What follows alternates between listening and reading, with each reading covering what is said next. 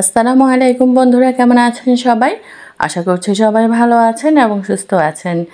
যে যেখানে থেকে আমার আজকের ভিডিওটি দেখছেন, দেশের ভেতর ও দেশের বাহিরে, কাছে দূরে সবাইকে জানাচ্ছি অনেক অনেক অভিনন্দন এবং নতুন আরেকটি ব্লগের সঙ্গে স্বাগতম। তো এই তো কিছুদিন ধরে দেখতেই পাচ্ছেন যে আমরা বেশ ব্যস্ত। সেটা কী জন্য? সেটা হচ্ছে আমাদের শিফটিং নিয়ে, মানে বাড়ি শিফটিং করা হচ্ছে। ফ্ল্যাটে এতদিন ভাড়া ছিলাম, সেখান থেকে এখন বাড়িতে শিফট হচ্ছি। তো সেজন্য আর কি গোছগাছ। আর আমার আলমারির অবস্থা দেখেন, ইগনোর করবেন।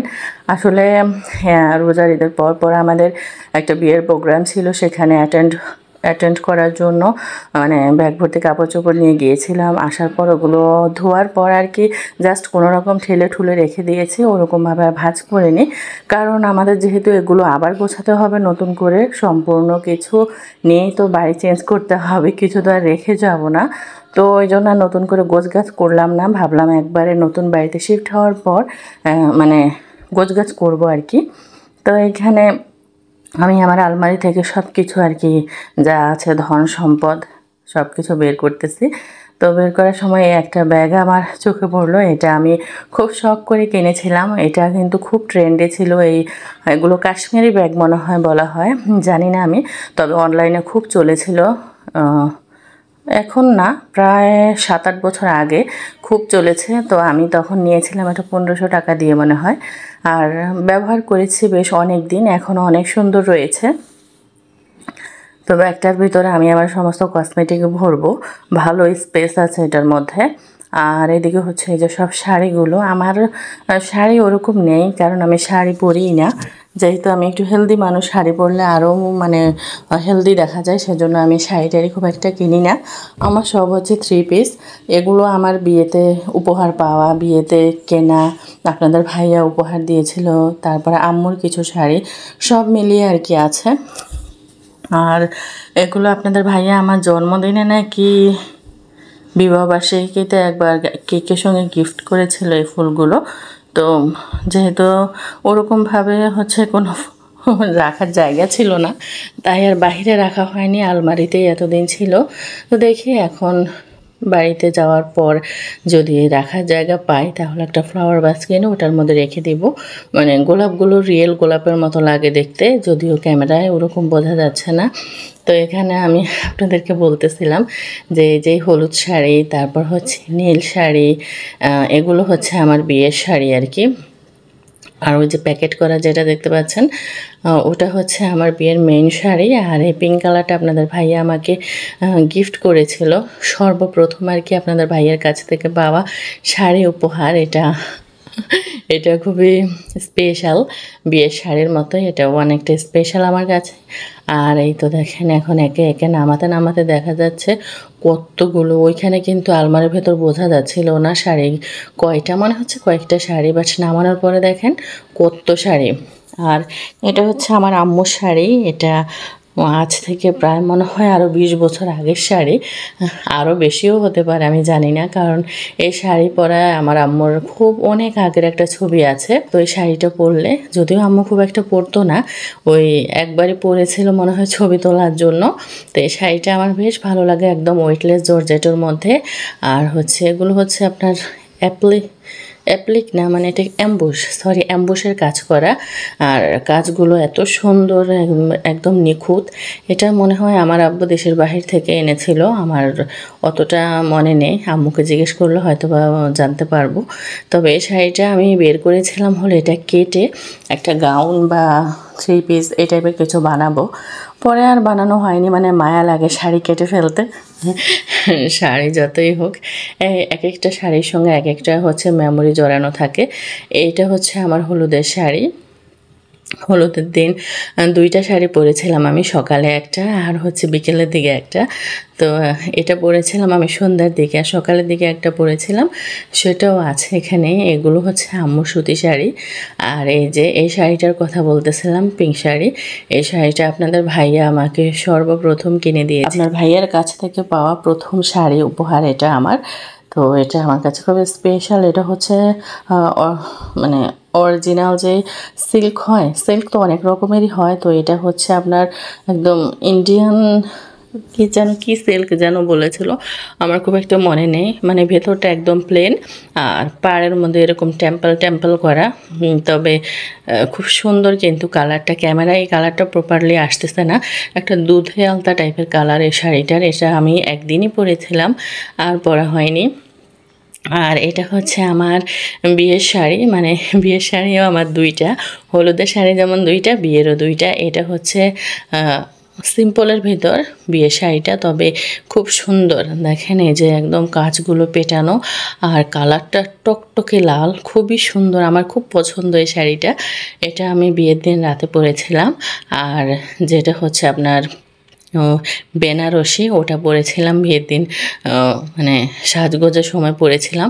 আমার বিয়ের সময় প্রচণ্ড গরম ছিল, মানে এখন যেমন গরম পড়ে এরকমই গরম ছিল, তারপর ঝড় বৃষ্টি ছিল। তো ওই সময় আর কি এই হালকা শাড়িটা কেনা হয়েছিল, যে গরমের ভিতরে অত ভারী শাড়ি পরা যাবে না। পরে আমি বললাম যে বিয়ে তো একবারই হবে, তো এই বিয়ের মধ্যে যদি অত গর্জিয়াস শাড়ি না পরি তাহলে আর কোন দিন পরবো।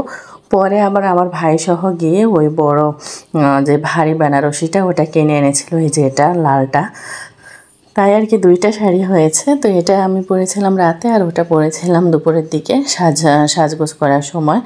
ওই ভারী শাড়িটা খুলে পরে পাতলা শাড়িটা পরেছিলাম। শাড়িটা খুবই লাইট ওয়েট আর খুব সুন্দর। এই যে এটা হচ্ছে আমার বিয়ের মেন শাড়ি, যদিও এটা কেনা হয়েছে পরে, ওটা কেনা হয়েছে আগে। তবে এটা অনেক ভারী, এটা আমি মানে আর কখনো কোথাও পরিনি, ওই বিয়ের দিনই পরেছিলাম। অনেকে আছে না বিয়ের শাড়িটা অনেক অনুষ্ঠান হলে, বিয়ে বাড়িটারি পরলে বা কোনো বড় অনুষ্ঠানে গেলে পরে যায়। তো এত ওজন দেখে আমার আর পরাই হয়নি, ওই একদিনে বিয়ের দিন পরেছি। আর তারপর হচ্ছে প্যাক ট্যাক করে একদম ব্যাগের ভিতর ঢুকিয়ে রেখেছি যেন নষ্ট না হয়ে যায়। আসলে বিয়ের শাড়ি, বিয়ের গয়না, তারপরে হচ্ছে বিয়ের টুকিটাকি জিনিসপত্র, এগুলো হচ্ছে মেমোরি হিসেবে মানুষ রেখে দেয়, সেরকম আমিও রেখে দিয়েছি। আমার ছেলের বউ তার নাতিপুতি হলো, ওদেরকে দেখাবো যে এটা আমার বিয়ের শাড়ি। আর এইদিকে হচ্ছে আরও যত কাপড় চোপড় ছিল সব কিছু বের করেছে। আর আমার বাবার অবস্থা দেখেন, তাকে একটু ঘুম পাড়িয়েছিলাম, চাদর টাদর সব উঠিয়ে ফেলেছে। মানে আমাদের অবস্থা হয়ে গেছে এখন ওই যে নদী ভাঙার মানুষের মতো, মানে সব কিছু এলোমেলো, কোনো কিছু গোছগাছ করা নেই। তো আমার বাবাকে একটু ঘুম পাড়িয়েছিলাম, সে ঘুম থেকে উঠে দেখেন এখন কি করতেছে, মানে যার চোখে ঘুম সে আরও ঘুমাবে, কিন্তু ঘুমের ঘোরে উঠে সে মানে কি বলতেছে কি করতেছে আমি কিছু বুঝতেছিলাম না। আর এই দেখেন আমাদের অবস্থা, চারিদিকে আমাদের এরকম মনে হচ্ছে যেন ভাঙ্গারির ব্যবসা করি আমরা। চারিদিকে ছড়ানো ছিটানো জিনিসপত্র। যদিও এটা হচ্ছে পরের দিনের ভিডিও, আমার দেবর এসেছিল, ওর সঙ্গে গল্প করতেছিলাম আর একটু একটু করে ভিডিও করে রাখতেছি আপনাদের সঙ্গে শেয়ার করার জন্য। এটা আমার ভাইয়ের ঘর, আর এটা হচ্ছে আমার আম্মুর রুম। মানে সব রুমে রয়েছে আমাদের গাট্টি বস্তা, সব কিছু ছড়ানো ছিটানো। যাক, ঠিক মতো হচ্ছে গিয়ে পৌঁছাতে পারলে সব কিছু গোছগাছ হয়ে যাবে, সেটার জন্য খুব একটা সময় লাগবে না। এখন আল্লাহ আল্লাহ করে আগে নিজেদের বাড়ি গিয়ে পৌঁছতে পারলেই হয়। যেহেতু এখন ঝড় বৃষ্টির দিন, প্রায় প্রতিদিনই বৃষ্টি হচ্ছে, ঝড় হচ্ছে, আর একবার বৃষ্টি শুরু হলে থামার কোনো নামগন্ধই নেই।